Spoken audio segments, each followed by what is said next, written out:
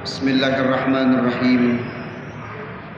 Assalamualaikum warahmatullahi wabarakatuh. Alhamdulillahi rabbil alamin. Alladzi ja'ala syahr Ramadan alladzi unzila fihi al-Qur'anul azim. Asyhadu an la ilaha illallah al-malikul haqqul mubin. Wa asyhadu anna Muhammadar Rasulullah shadiqul wa'dil amin. Allahumma fassalli wa sallim ala hadan nabiyil karim sayyidina wa habibina syafi'ina wa maulana Muhammadin wa ala alihi wa ashabihi wa man tabi'ahum min yaumina hadza ila yaumiddin.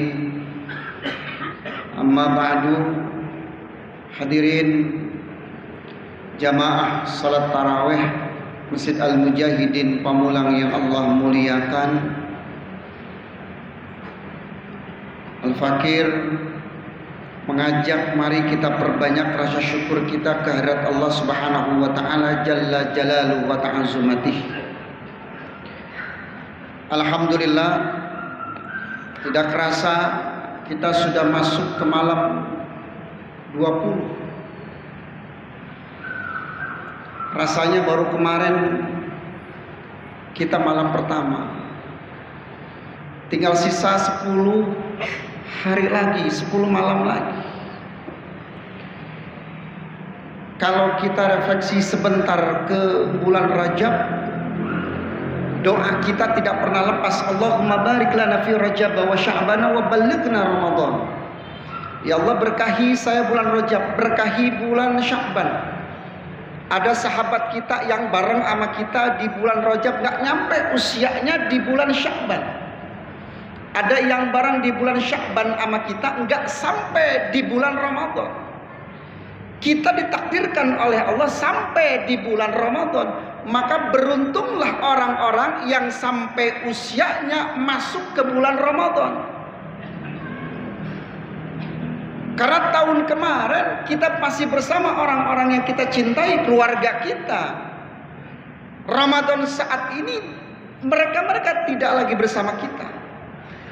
Tetapi merugilah orang yang sudah sampai di bulan Ramadan tetapi tidak mendapatkan kebaikan pahala yang disiapkan di bulan Ramadan. Merugilah orang-orang yang sudah masuk ke bulan Ramadan tetapi dia tidak mendapatkan ampunan Allah Subhanahu wa taala. Kalau dipikir di bulan Ramadan ini perjuangannya luar biasa. Selain banyak potensi mengumpulkan pahala, tetapi sabarnya pun luar biasa. Saya punya sahabat yang susah puasa. Kalau kita yang hampir setiap tahun puasa mungkin biasa aja. Mereka yang baru saja puasa tahun ini perdana rasanya berat, Pak. Berat, Bu. Di hari pertama kalau udah naik motor jam 11 siang itu motor udah ngigebeg gue, Pak. Kalau udah ngeliat warteg, udah lihat rumah Padang udah ngibeg gue tuh motornya, Pak. Udah nggak kuat aja. Pulang ke rumah siang-siang duduk ke dapur ngelihat tempat istrinya tempat cucian, lihat sunlight mungkin seperti lihat sirup marjan. Ngelihat spons buat cuci piring bisa jadi yang dia lihat kayak kue lapis legit. Dia duduk aja kalau ada kecoa dianggapnya kurma. Maklum orang yang baru pertama puasa, maklum. Perjuangannya luar biasa. Apa kita bahagia? Tentu kita bahagia. Pasti kita bahagia bertemu dengan bulan Ramadan.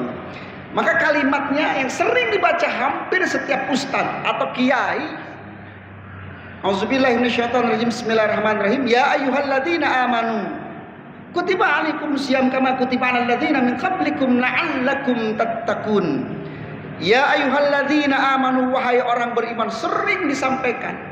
Hanya orang beriman yang dipanggil untuk bisa menaikkan ibadah puasa ini. Maka di awal Ramadan mah semua dikasih deposit kekuatan imannya 100%. Semuanya.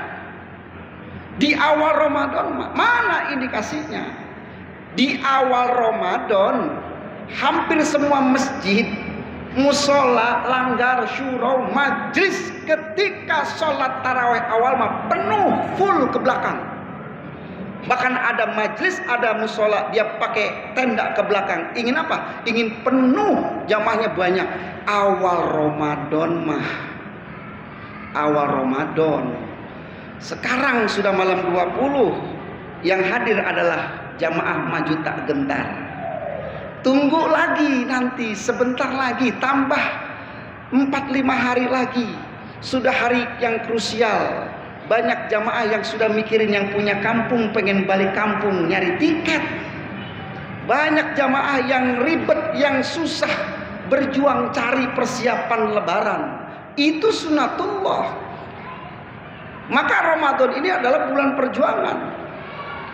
Kemudian nanti di akhir Ramadan, sering saya sampaikan bahwa nanti kita akan mendapatkan WA. Sedih rasanya kita ditinggal Ramadan. Saya analogikan terbalik. Ramadan tidak pernah meninggalkan kita. Justru kita yang meninggalkan Ramadan. Tahun 2003 Ramadan ada. Tahun 2024 Ramadan ada. Pertanyaannya, di tahun 2024 tahun depan Ramadan ada. Apakah kita masih ada saat itu? Gak ada yang bisa jawab. Artinya apa? Memang ada target.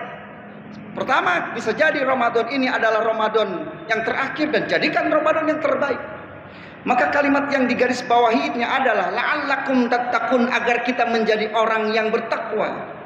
Maka kalau dibahas secara singkat di mimbar yang mulia ini, indikasinya kalau orang itu sekolah, orang itu kuliah, selesai 8 semester, menyelesaikan UTS UAS-nya, menyelesaikan skripsinya, di sidang kemudian di wisuda, itu indikasi orang itu lulus, berhak dia mendapatkan gelar sarjananya.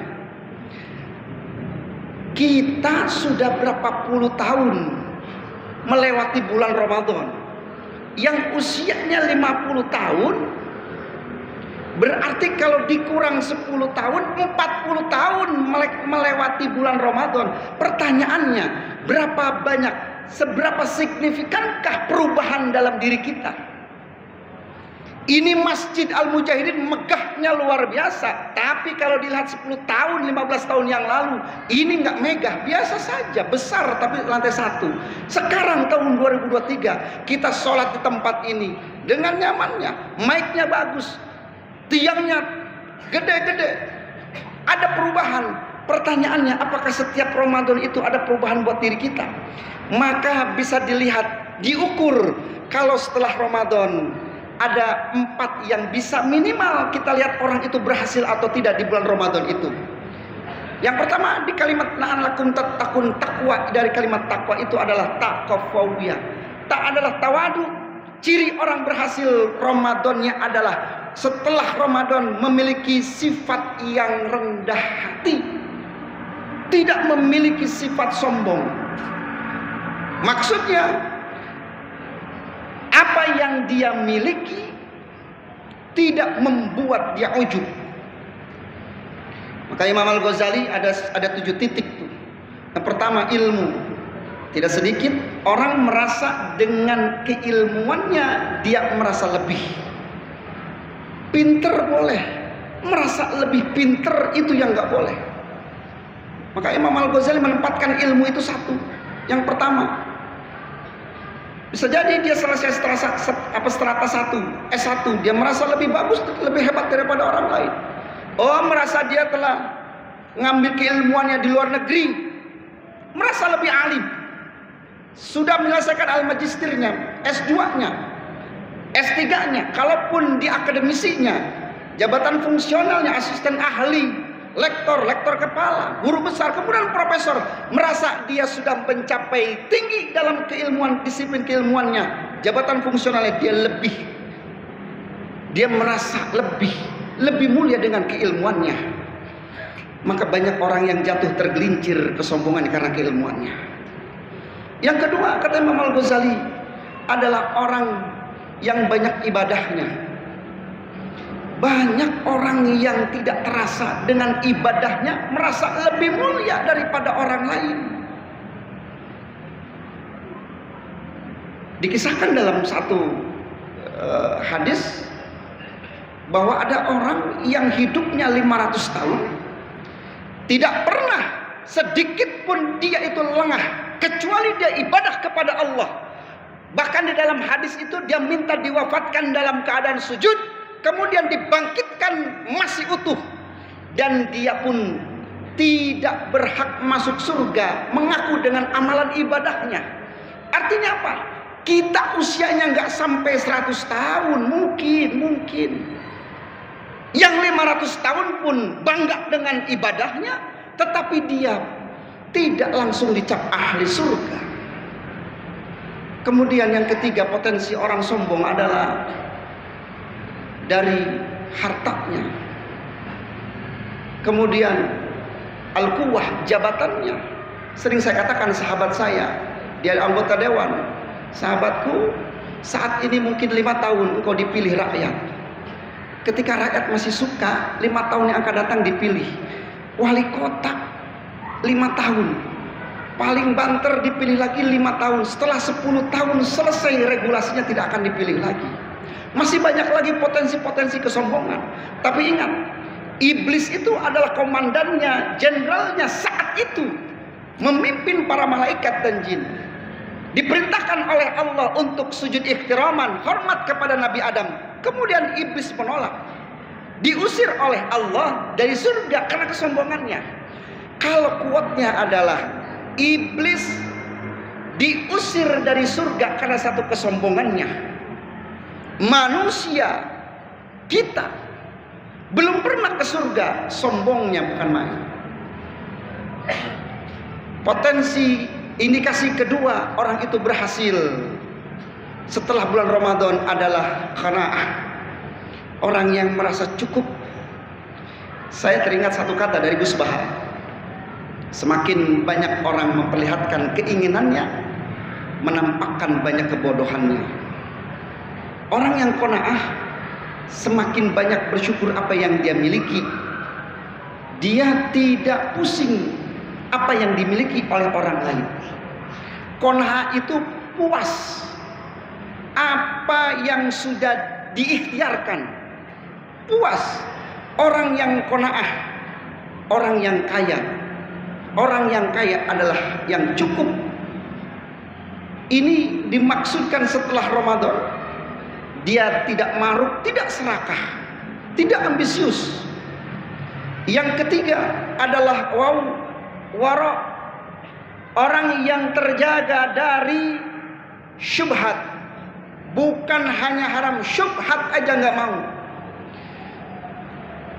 Kalaupun ada makanan atau minuman yang di luar masjid ini di meja, bapak-bapak, ibu-ibu ambil itu makanan, yakin tidak akan ada yang marah. Cuman orang yang memiliki sifat wara, dia tidak akan mau mengambil.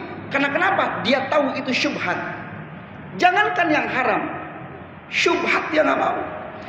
Karena dia tahu kalau ada unsur barang yang haram masuk ke dalam dirinya, sulit rasanya doanya akan diijabah oleh Allah. Jungkir balik, dia 5 waktu dia sholat, dia tarawihnya, baca Qur'annya, bagus ibadahnya, tapi masih ada unsur di dalam dirinya yang haram, maka sulit doanya akan dijabah oleh Allah Subhanahu wa ta'ala. Setelah Ramadan, orang yang berhasil Ramadannya mampu menjaga dirinya dari hal-hal yang syubhat, apalagi haram.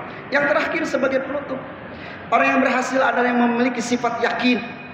Sifat yakin ini, dia selalu positive thinking kepada Allah. Apa yang dia sedang alami, apa yang dia hadapi, apa yang saat ini diterima dari Allah adalah yang terbaik.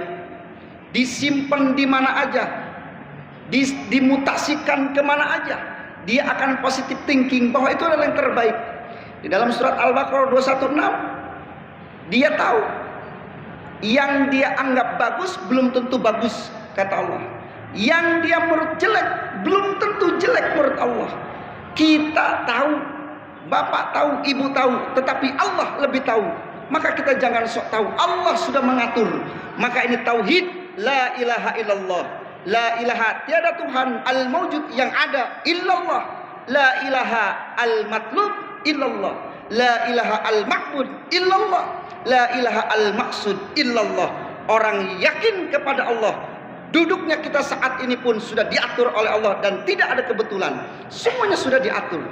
Maka orang yang memiliki sifat yakin tidak memiliki kekhawatiran atau kesedihan dalam menjalankan kehidupannya. Insya Allah mudah-mudahan kita diistiqomahkan hati kita, dimantapkan langkah kita ini. Allah selamatkan, bahagiakan dunia akhirat. Insya Allah akhir hayat kita dengan husnul khatimah. Wallahu muwaffiq ila aqwamit thoriq. Wabillahi taufiq wal hidayah. Fastabiqul khairat. Assalamualaikum warahmatullahi wabarakatuh.